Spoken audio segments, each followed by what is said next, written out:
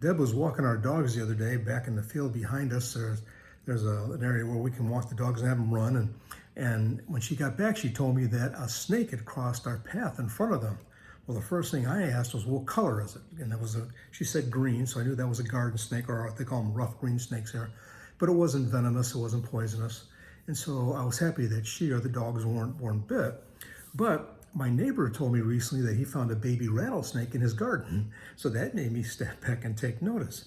Both times I got cautious and even fearful because I started thinking about snakes and what they can do. I want to talk to you about fearfulness today on your morning cup of inspiration. You know, when I think of snakes, the first thing I think about is the Garden of Eden, where Satan came to Eve as a serpent and deceived her. And the Bible goes on to call Satan a snake. Over in Revelations 22, it describes him as that ancient serpent. It says he seized the dragon, that ancient serpent who is the devil or Satan, and bound him for 1,000 years. So I think of Satan, I think of that. Now, in ancient Egypt, the cobra was their symbol.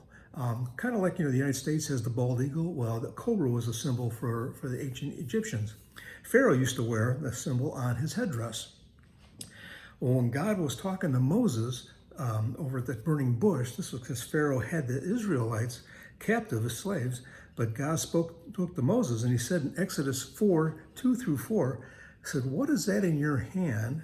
And he said, "A rod." And God said, "Cast it on the ground." So he cast it on the ground, it became a serpent. And Moses fled from it. Well, I would do the same thing. I could see why he fled. Then the Lord had said to him, "Reach out your hand and take it by the tail." So Moses reached out and took it hold by the tail, hold the snake by its tail, and it turned back into his staff. Now, if that doesn't build confidence, if that doesn't let you know that you need to be fearful if God's telling you to do something, if he is asking you to do it and he's saying, go do this, you don't have to have any fear. He's with you. He's already showing you that he's got it under control. So God told Moses to go perform this miracle in front of Pharaoh. Well, story goes on over in Exodus 7:10-12. It said, so Moses and his brother Aaron went to Pharaoh and did just as the Lord commanded. Aaron threw his staff down in front of Pharaoh and his officials, and it became a snake. Then Pharaoh summoned his officials, which would be his sorcerers, his Egyptian magicians and his wise men, and they did the same thing through their secret arts, which would be the occult net. They threw down their staff, and each one threw down their staff, and it became a snake. But Aaron's snake swallowed up their staff. Isn't that amazing? When God tells you to do something, look at that, 3 different ones came at him. But God defeated Satan each time, because they did what he told them to do. When God's speaking to you, if he's speaking to you and telling you to do something, reach out, do it. Just go out and do it. You don't have to have any fear.